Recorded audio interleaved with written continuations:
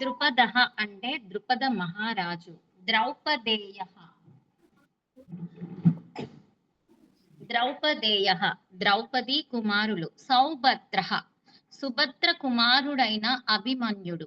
మహాబాహుః బలమైన భుజాలు కలవాడు.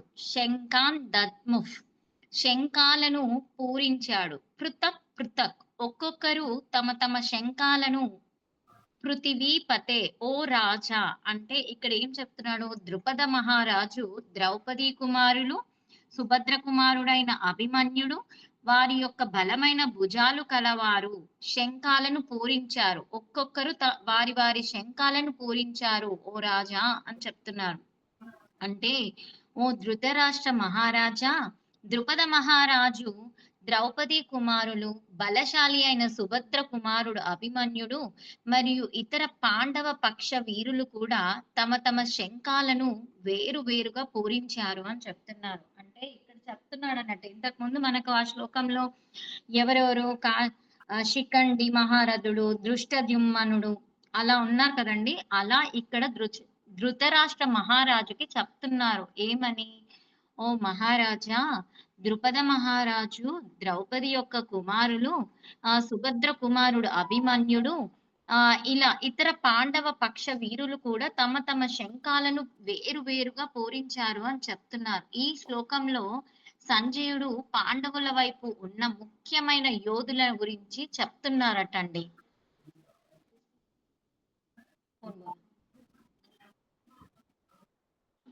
ముఖ్యంగా ద్రుపదుడు, ద్రౌపది కుమారులు, అభిమన్యుడు వంటి వీరుల యుద్ధానికి సిద్ధంగా ఉన్నారని తెలియజేస్తున్నాడు అన్నట్టు. ఇక్కడ సంజయుడు పాండవుల వైపు ఉన్న ఎవరెవరు ముఖ్యమైన వీరులు ఉన్నారో వారి గురించి చెప్తున్నాడట. ఏంటి ముఖ్యమైన వాళ్ళు ఎవరు? ముఖ్యంగా ఎవరిని భావించాడు అక్కడ? ద్రుపదుడు, ద్రౌపది కుమారులు, అభిమన్యుడు వంటి వీరులు వారి యుద్ధానికి సిద్ధంగా ఉన్నారని చెప్తున్నారు.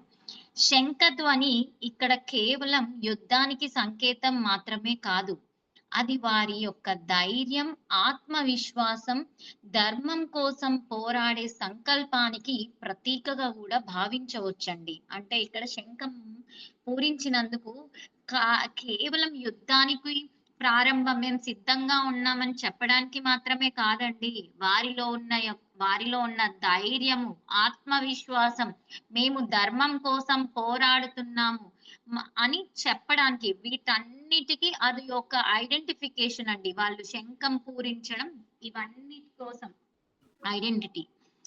మన నార్మల్ గా ఏంటంటే, మన ముందుకు కష్టమైన పరిస్థితి వచ్చినప్పుడు భయపడకుండా ధర్మబద్ధమైన మార్గంలో ధైర్యంగా నిలబడాలి.